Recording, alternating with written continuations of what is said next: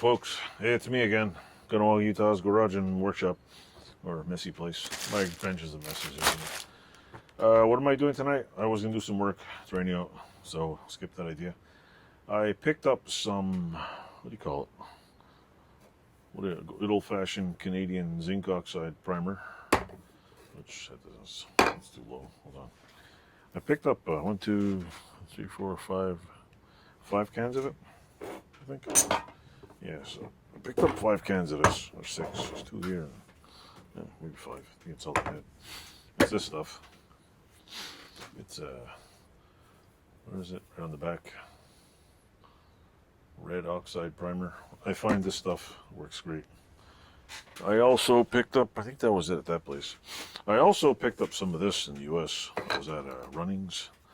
Rust-Oleum Professional High Performance Enamel 15 minutes fast dry. I wanted to test this out to see if it's any good, because I don't know. I want to paint that circle cutter black, but I don't know if I want. I don't want a high gloss finish. I want a nice I don't want it to look like the outside of a car. I would look at a nice, matte finish. But so I think they were $5 a can or something. I don't know. And then see, I don't know if you can see this. It's a pretty big can to it. See, this is like a bigger can. This is like normal size, so it's a little bigger. I think it was I think this was like the most expensive one. And then I wanted to pick a color for the one of the vices. I want something a little bit, I don't know, a little spicy and hot, I guess. So I picked up Krylon Color Max Paint Primer Indoor Outdoor Gloss Blue Ocean Breeze.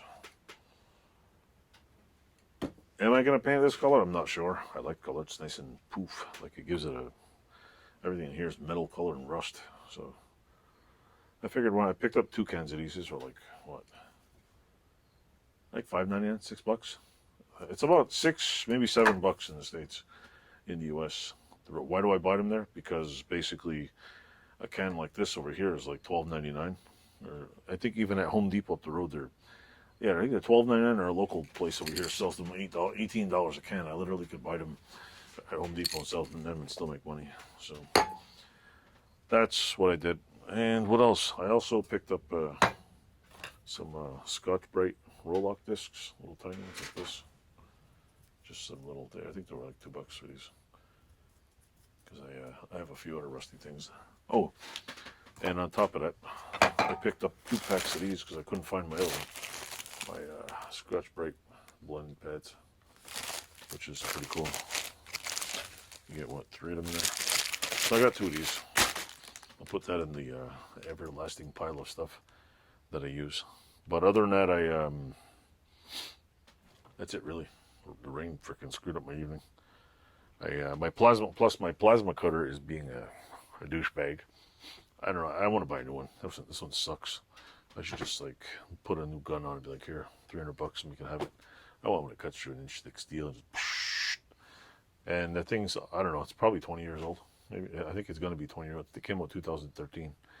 So it's time to put it out the pasture, give it to somebody to play with, and yeah.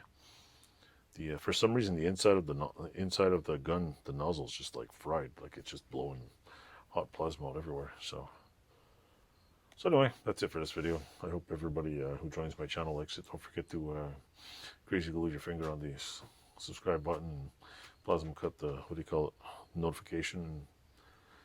Thanks for watching. Stay tuned.